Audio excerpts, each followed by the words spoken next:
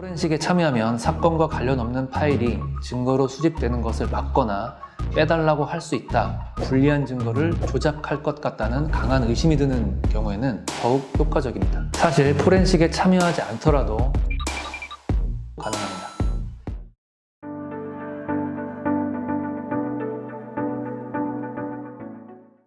안녕하세요. 법무법인에스 임태호 변호사입니다.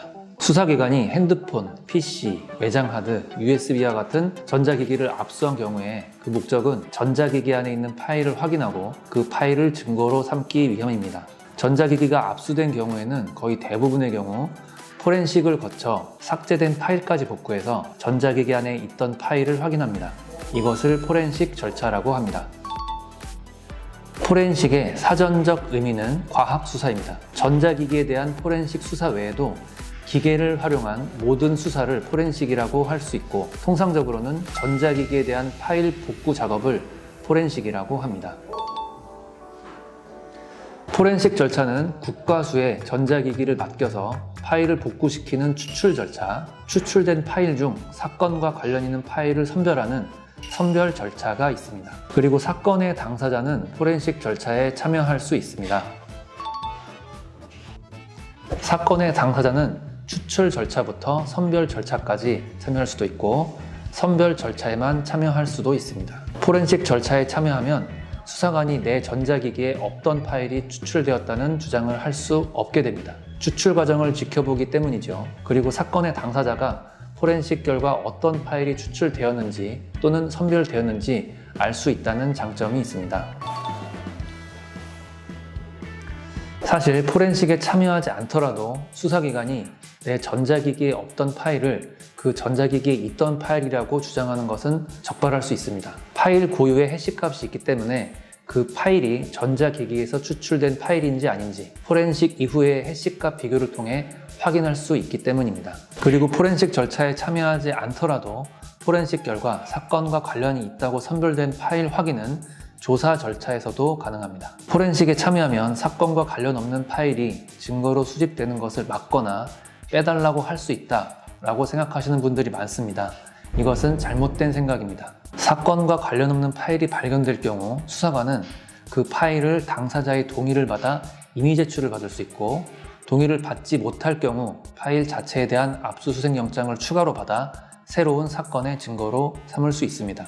결국 포렌식 절차에 참여하더라도 사건과 관련 없는 파일을 빼달라고 할 수는 없는 것입니다. 결국 그 증거가 나오면 혐의를 인정해야 하는 사건의 경우에는 포렌식 절차에 참여해야 하는 필요성이 별로 없는 것입니다. 내 사건과 관련 없는 파일이 선별되었다면 포렌식 절차가 아니라 조사 절차에서 변호사와 함께 수사관에게 해당 파일에 대한 설명을 하는 것이 더욱 효과적입니다.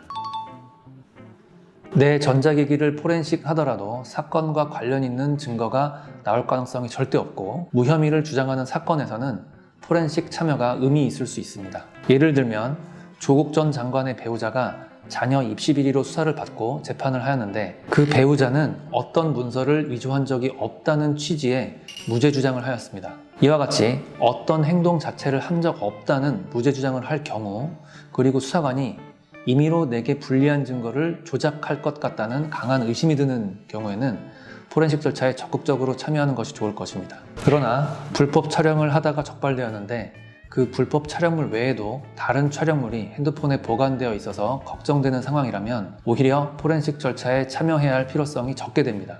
수사관 입장에서는 혼자 포렌식하면 3-4시간이면 할 수 있는 것을 당사자가 참여한다고 해서 하루 또는 이틀 내내 포렌식을 해야 하는 것입니다. 그런 상황에서 당사자가 적발되었을 때 사진 외에는 모두 빼달라고 요청하면 안 들어주고 싶겠죠. 불법 촬영을 한 사안에서는 포렌식에 참여하지 않고 포렌식 이후 변호사의 도움을 받는 조사 과정을 통해 포렌식 결과물에 대한 설명을 하는 것이 더욱 효과적입니다. 내 핸드폰 또는 PC, 외장하드 같은 거를 이제 압수수색 된 후에 이걸 포렌식 한다라고 그러면은 그 포렌식이 될 때까지 상당히 많이 불안하실 거예요. 그리고 이제 포렌식이 끝나고 어떤 파일이 나왔을까도 많이 궁금하실 테고, 혹시나 내가 모르는 어떤 게 나왔을까, 또는 뭐 사실은 좀 걸리는 게 있었는데 그걸 진작에 삭제했는데 혹시 그게 복구가 되었을까, 이런 걱정이 많이 되실 거예요. 근데 그거는 걱정한다고 해결되는 것은 아니고, 어차피 조사 절차에서 그것들을 수사관들이 물어볼 거니까 그때 변호사와 함께 대응하시는 게 훨씬 좋거든요. 모든 경우의 수를 다 예측할 수는 없고, 그 상황이 닥쳤을 때 그에 대한 임기응변을 잘 할 수 있는 변호사와 함께 대응하시는 것이 좋을 것 같습니다. 도움이 되셨다면 좋아요, 구독을 부탁드리고, 더 궁금한 내용이 있으시면 댓글로 남겨주시면 답변 드리도록 하겠습니다.